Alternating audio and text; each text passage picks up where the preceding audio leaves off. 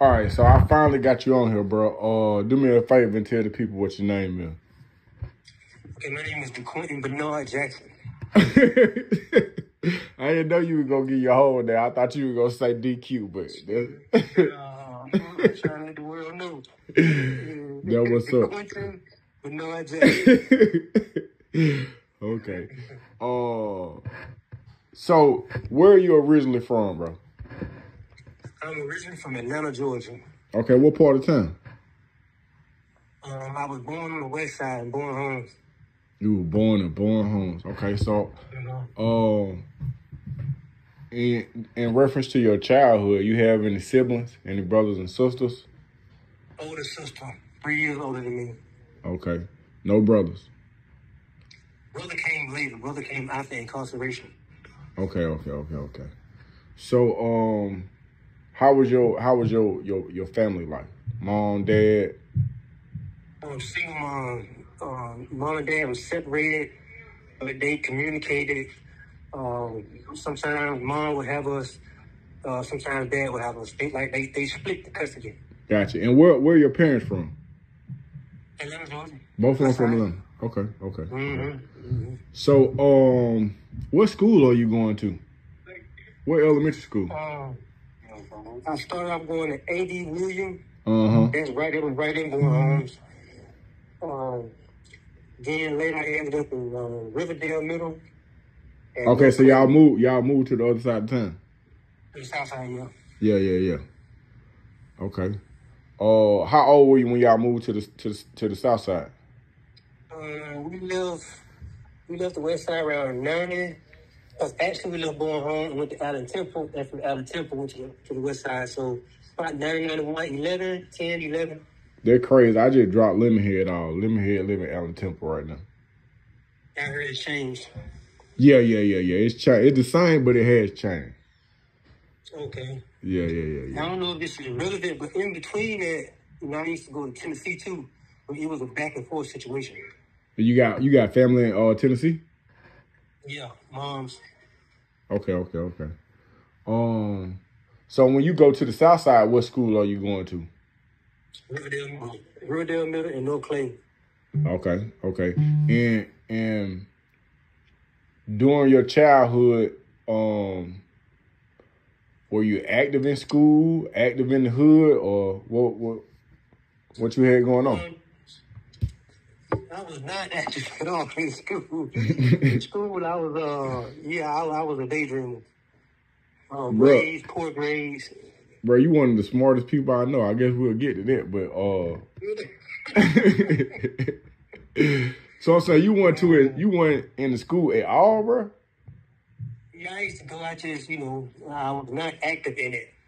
Okay. I always been, they telling me to do my work, or they gonna suspend me, or wouldn't necessarily trouble me in the school. Just I wasn't a heavy participant. Okay. That way. Okay, was you smoking weed? Was you? That came around about. I got into the streets around about 93, about 12, 13. I joined the gang, and it went downhill from there. Okay. Do you mind? And mind you, I'm gonna ask you before I ask a question. I'm gonna ask, is it all right to ask? So, can you tell us what gang it was? Gangs of Disciple. Okay. And so, who got you into that? Was it a family member or? No, I was a girlfriend brother. A girl I used to like named Dominique. Yeah. Her brother was from Chicago. And he was older. When I was in 8th grade, he was a high schooler. Yeah. And he kind of took me up on his room. Okay. And so your participation in the street gang was more or stronger than in the classroom. Yeah, definitely. Okay. And a lot of it came from just lack of, searching, lack of guidance.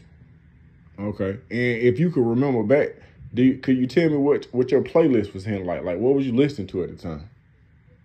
Most definitely Tupac, Ghetto Boys. A lot of West Coast rappers. Yeah. Spice One. That was anything gangster. Okay.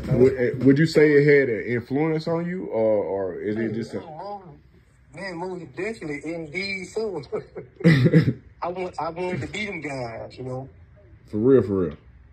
Yeah, I wanted to be them guys, man. You know, I wasn't old enough to differentiate, and didn't nobody teach me how. You know that these guys is rapping. Yeah. So, is there no male role model that is not gang affiliated in your day to day? Back then or now? Then. No.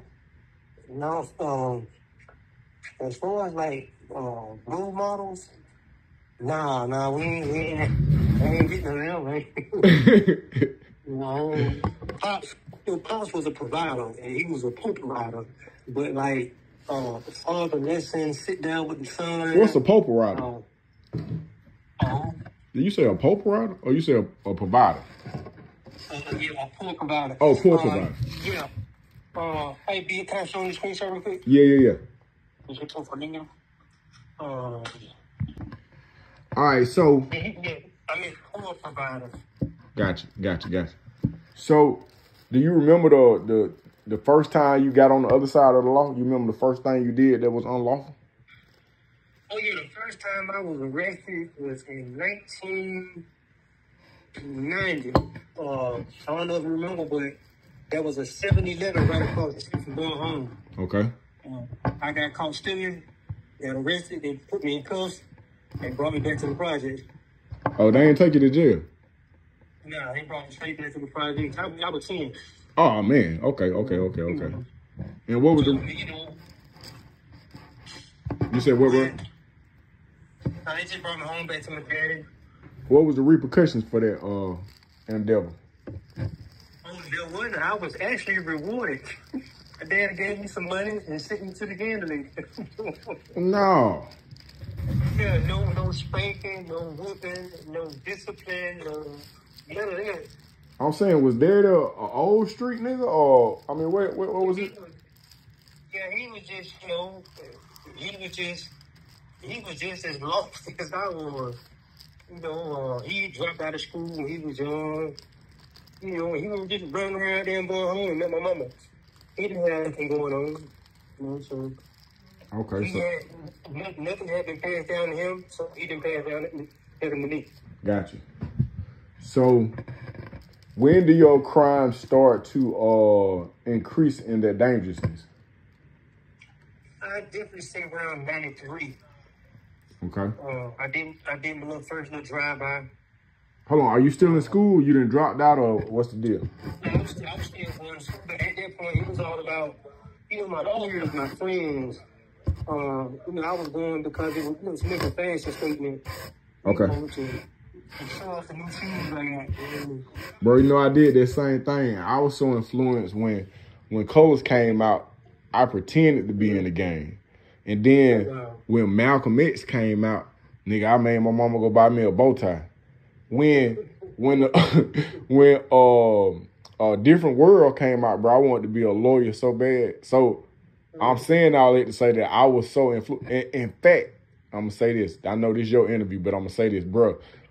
On the Cosby Show, when Theo was carrying Justine books, I'm so green and lame, I know that's his girlfriend because he carried her books. Bro, how about I'm in school, bro. I didn't carry the girl books. So in my mind, I think we go together. I'm telling people that we go. I'm like, yeah, we go together. And then, bro, it was like this big fiasco. And then when they came and asked me about it, I'm looking at her. I'm like, Shad, I've been carrying your book for about 4 days now. This is a full-blown relationship. But I'm saying it to say that's the influence that media has on the young mind that has nothing to, compare that to, or no checks and balances. So, so you say your first serious crime was a drive-by. Yeah, 93. Okay, on these is the ops. These is who is the drive-by on? It was actually a walk by. A girl had got into it with my sister, called her a bitch. Yeah. You know, so I went home and got my little gun, you know, and I ran by her house and shot it up. I shot it up about 10 times. What you had? You know, I had, I believe it was a 22, but it wasn't a revolver, it was the clip. Yeah. Yeah, handgun. Okay, did you have somebody with you or you just solo me? It was solo me. Okay. My little friend said I was crazy for doing it. Yeah, what were the repercussions for that? The police did come to I was staying with my granddad, and they couldn't prove it. Yeah, that's him. They couldn't prove it because we were around schools and, you know, we was beefing. She had got into it with my sister, and the police came and told my granddad that you know, some shots had been fired at this girl's house, but they couldn't place me up on the arrest because, you know, they didn't know for a fact that I did it. So I squeezed out of that. Okay, and what is your mindset at the time? For real, you're a shooter. You're a shooter now. Yeah, I'm about that in my mind. And how old are you? I was 13. You said how old? I was 13 years old. You 13, bro. You was active. Mm-hmm. Yeah, a girl named Nadia. When I caught this case, and I said, Clayton County brought that case up in this current case. Oh, so they still had the paperwork. Yeah, it's So you I forgot what I said. All I was saying was like you was active and so yeah. Okay, so after the drive-by at 13, you now you got a little air in your chest. Yeah, I'm feeling myself. Yeah. And word getting around that you ain't just talking. Yeah, right. Yeah. That's the picture. Yeah. Okay, so then what's your next event? What happened next in your life? Next, of course, you know, I wanted to go to the next level. Moved up from a 22 to it was some type of 9. I don't know what kind of 9. I didn't really know guns. I just know it was a 9mm, 17 shots, 16 in the clip, 1 in the chamber. Yeah. And now I'm looking for, you know, bigger prey. I was pulled off a robbery at Sparkle one night, but it went wrong. The dude ran. And he outran me that night, so it was a failure. It was an attempted robbery. Yeah. It was an attempted robbery, but it was a skate ring out in Sparkles, and that's where this event occurred at. He got away from it. Okay. And so did you switch your strategy up? I remember because the first time I robbed somebody, bro, they were walking down the street. I done hopped out. Me and my homeboy done hopped out and took his wallet, took a jewelry. All the jewelry fake. Opened the wallet. The man got an expired Marta card and a 50 cent piece. That's a true story. In my mind, I say, robbing sucks. I suck at this. Wow. Okay, yeah. Well, what you saying that, it reminds me of something. Okay, well, after the drive-by incident, one of the big homies in the hood, you know, called himself trying to put me on. They gave me $100 worth of dope. They gave me 10 little dime rocks for you to get back in. Yeah. And told me to hit the trap and go make some money. I went to the trap for one day. That didn't work because I sold nothing. What you mean? Why you ain't selling that? I can't, you know, back then, them days, you know, we would run to the cars. Yeah. You know, it was like that. But I just couldn't catch on to it. Didn't have the patience for it. Yep. You know, guys outrunning me to the car. You know, I don't know what the fight feels. So I politely looked back and said, "Hey, bro, this ain't gonna work." And I promised to God I ain't lying. On my way back, I bumped into another partner, and he introduced me to Robert. Just like that. Just change your career. Just like that. He said, yeah, that, you know, I know a better way. I ain't laughing. You make me laugh, bro. This is not funny at all. True story. Hey, I too tried to sell dope, bro. I bought a 50 piece from a homeboy. So I don't know where to trap it. So I tried to trap in his apartment. He showed I cut 120 out for it. So, bro, all the jails I ran to, they wanted credit. One lady, I had stole some polo shirts from the store, and when I stole them, you know, the little mark, the thing with the ink, put a hole in it, because I would snatch that out first. She was like, I can sew up your shirt for you. In my mind, I was like, man, I listened to a bunch of songs about selling dope. This is not how it went. So I said, man, after I walked around with the dope in the medicine bottle for about 2 weeks, I took it back to my people, man. I was like, hey, man, mind you, I ain't sold not one rock. I done showed it to about 12 people, though. I done showed it to everybody, but I ain't sold none of it. So I said, hey, man, let me get my money back, man. He said, shit, I give you $40. I said, nah, you don't understand. I didn't sell no dope. It's all the same. He was like, yep, I give you $40.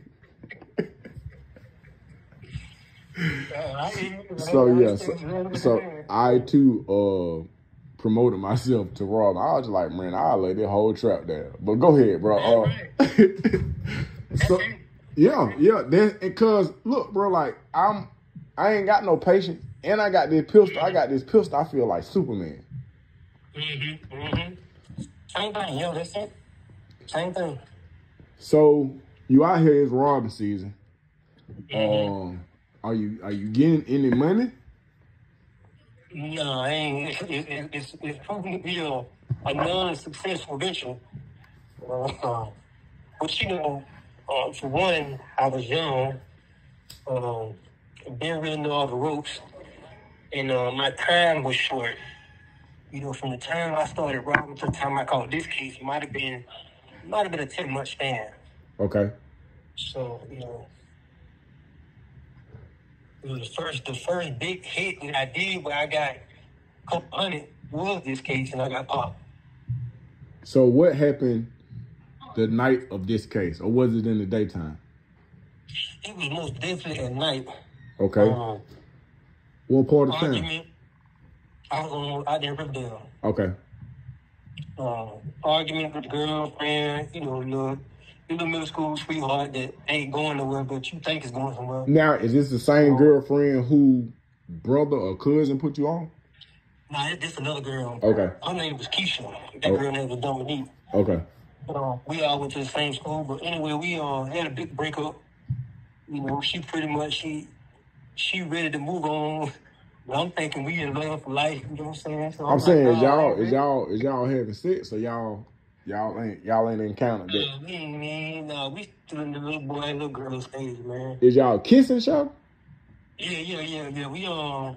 We slick making out, but we ain't went to that level. Yeah, ain't no skin going on. Ain't no action going on. So I'm in my feelings about it, you know. I'm already frustrated. You know, my mom and my sister, they had just went back to Tennessee. So I'm stuck down here in Georgia by myself with my granddad. Okay. You know, and he pushing church real hard. And at that time, I ain't trying to hear church. He making me go to Sunday school, and I'm hating that. So, you know, it was just the collapse of a lot of things that night, you know. And I had a particular plan laid out to go rob this particular store. But like this night, when everything just crashed on me, I said, "Bump it!" I just grabbed the pistol and just, you know, headed to the store. No mask, just rushed in, you know, and just went ballistic. Okay, so hold on. So now, in your prior robberies, did you wear a mask? No, that was at night. Okay. And it was individuals. The difference is the other few of the robberies was individuals, guys like in the hood. Yeah. This was a place of establishment. Yeah, you done got your balls up. Exactly, yeah. Okay.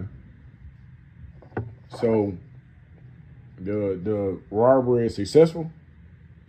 Oh yeah. Minus the part me getting caught, but as far as, you know, me getting the money, you know, that wouldn't according to plan, you know. It's just, once again, it was a short span from the time of the actual robbery to me being apprehended by the police. So I ain't even get time spent. Gotcha. Okay, so the case that you're in on now, how did that night go? You say you was had gotten into an argument with your old lady. That's what I was just talking about just then.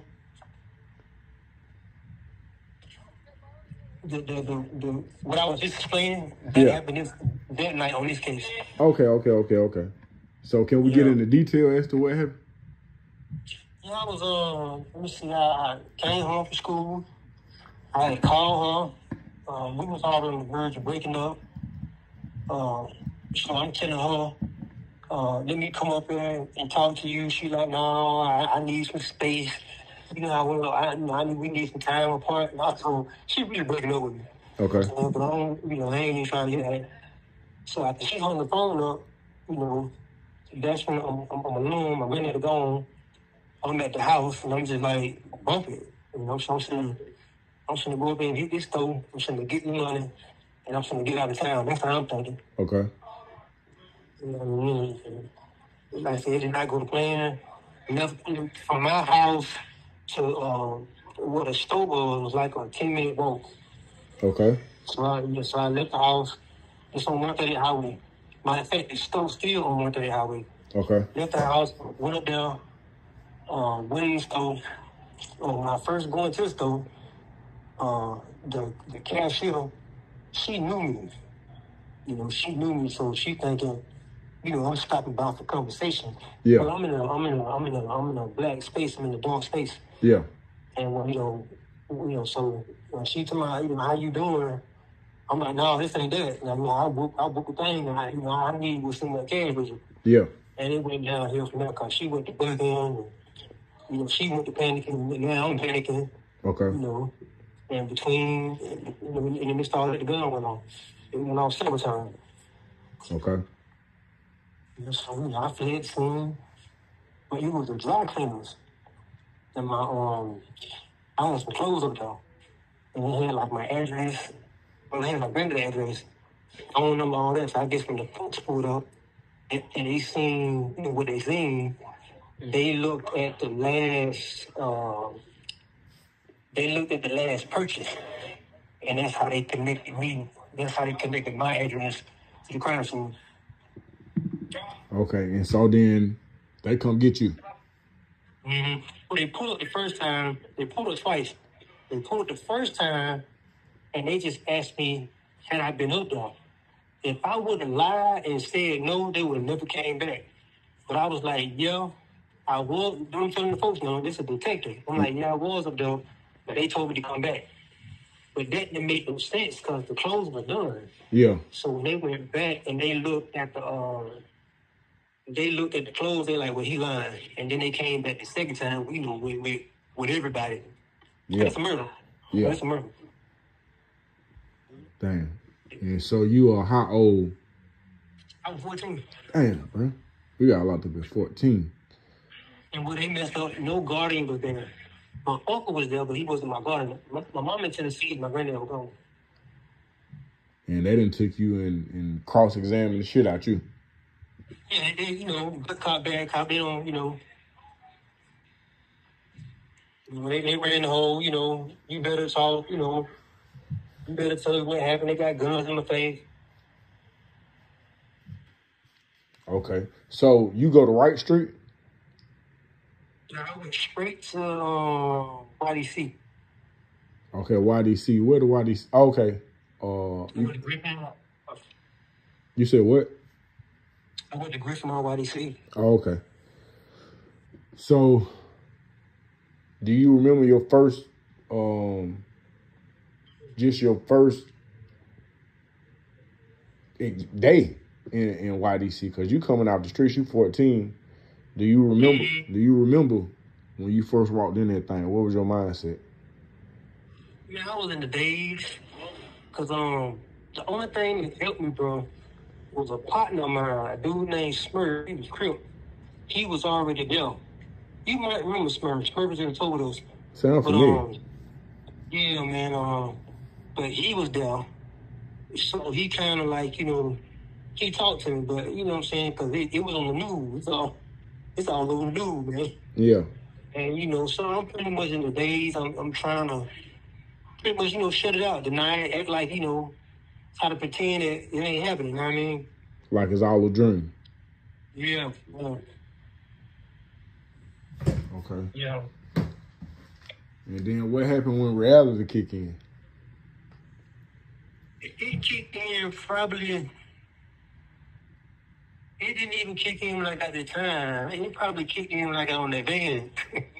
Yeah. Okay. So van, let's back up. Let's back up. So you go to trial or you plea out or what's the scenario?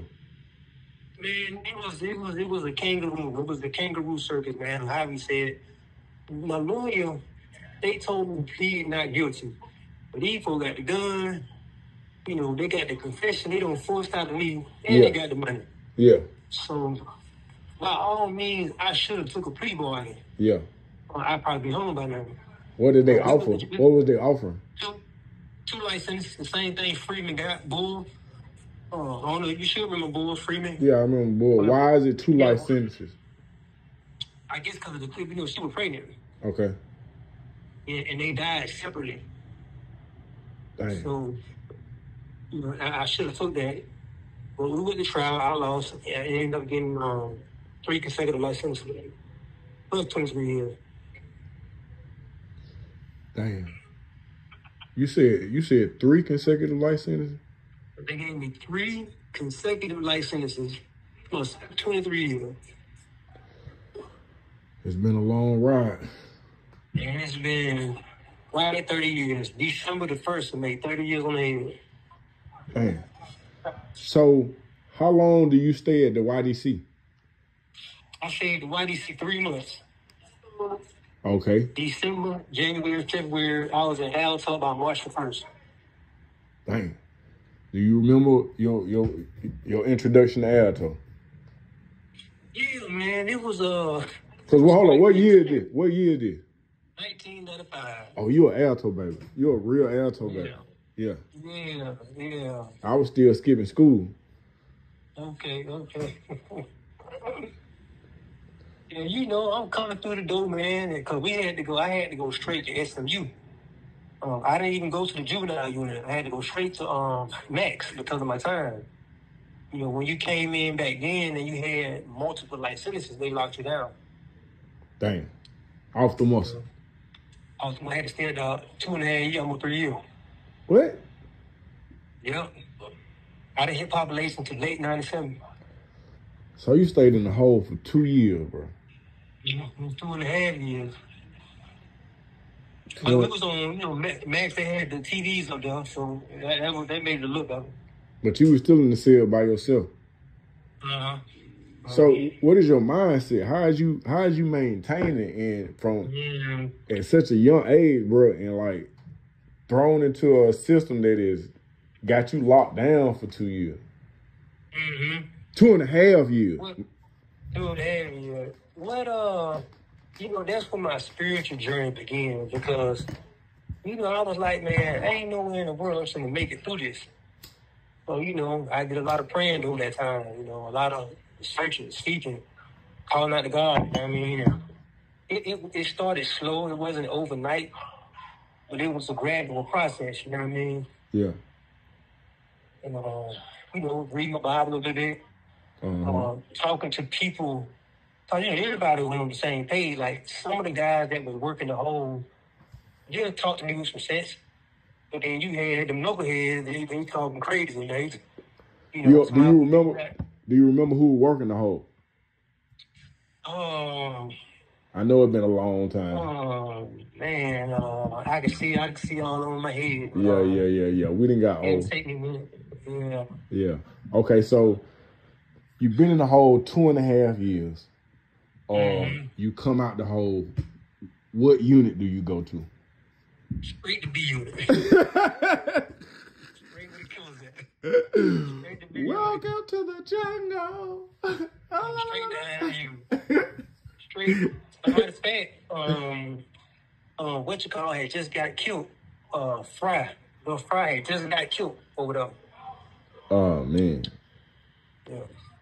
So you done walked straight into a murder scene. Yeah. This is not good. This is definitely not good. You know. And then one of the first guys I meet, I don't know if you remember, Slade. You know, this man is a known rapist, man. Yeah. You know, but I don't know this at the time. You know what I mean?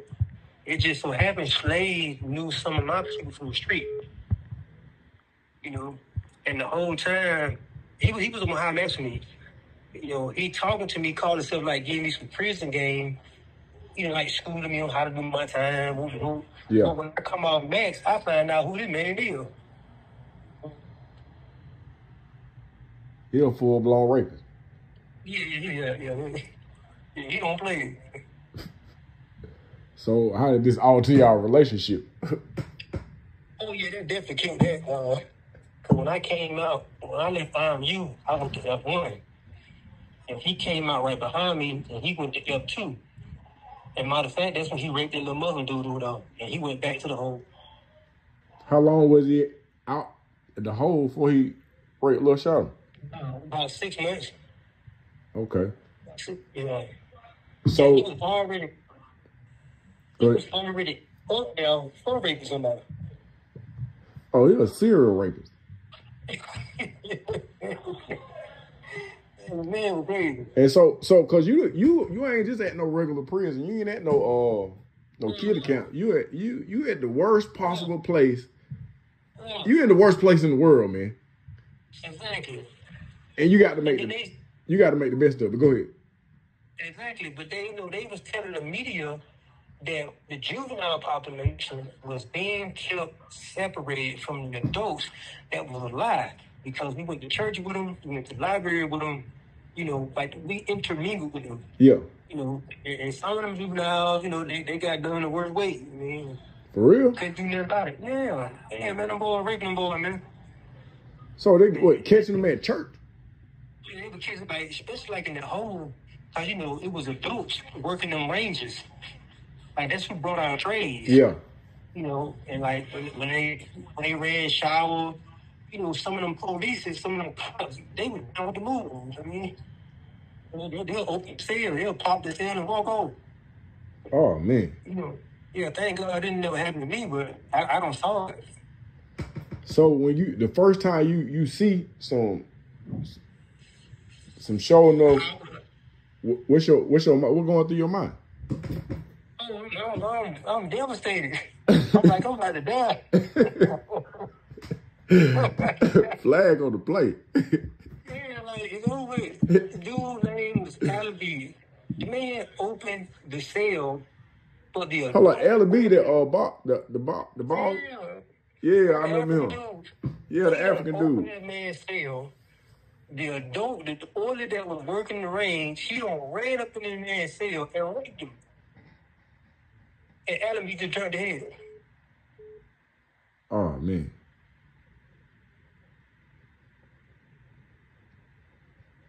Yeah, that's what hell, man. But I ain't telling you that you don't know already, man. Yeah. So after that situation, what's your detail when you get there? Or do you even have a detail? When I hit confined, you know, they hit me with the dorm money. Oh yeah. So Your ass is confined. Yeah, I took up third shift. Okay.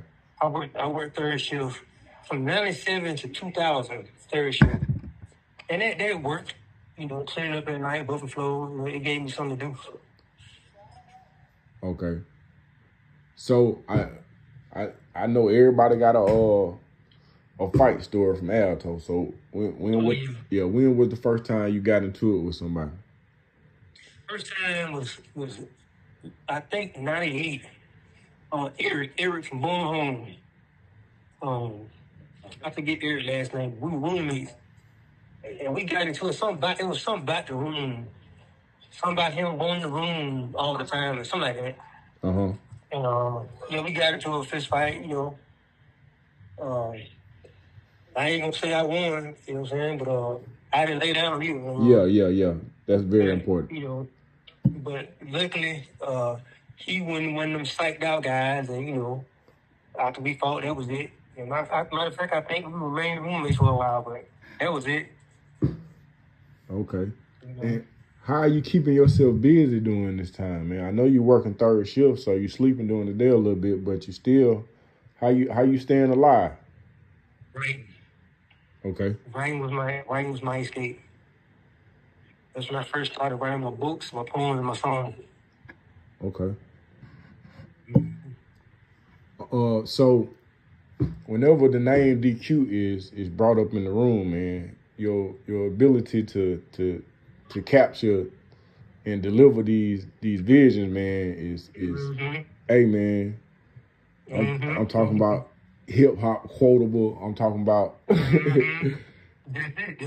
yeah, man. I'm talking about hands down, man. Like hands down, like hands down, man. Like some people are just known for some, man, and your lyrical ability, man, has stood out amongst the greatest. That's what I'm known for. Yeah. Talk that talk. That came from, like trying to find a way to channel, all that pain. Yeah. My family, they ride, but they ain't riding type of thing. They really got one foot in, one foot out. Because they feel like I'm the black sheep. I don't mess up the family name. So, I'm dealing with all this in my head. So that gave me a release. They gave me a way out. Okay, so listen. I know my time about to expire, but I want to get together tomorrow or another day where it's some time and we can bust a move. All right, for sure. Okay, but hold up now. I gotta ask this, and I understand if you ain't got it or you ain't in the mood. Can you give me can you give me one of them DQ verbal demonstrations? Oh man, can we do it on there? Yeah. I think, hey, if you got, all I'm saying, if you got T.I. in the studio, you gotta ask her to give you some lyrics. That's all I'm saying. So I gotta try. I gotta try. Yeah, right. I'm most definitely down for the next, because I gotta perform this week. So I've been out I've been chilling for a while. Yeah. We gonna get that part 2 and part 3. Yeah, I will most definitely have it ready for you. That's a bet. But bro, I appreciate your time, man. I'm gonna respect the guidelines. Okay. Yeah. But I appreciate it, bro. We gonna get the full story. Man, love, I'm here, bro. I'm most certainly down. All right, that's a bet, bro. All right, that's love, brother. All right, bro. Love. All right.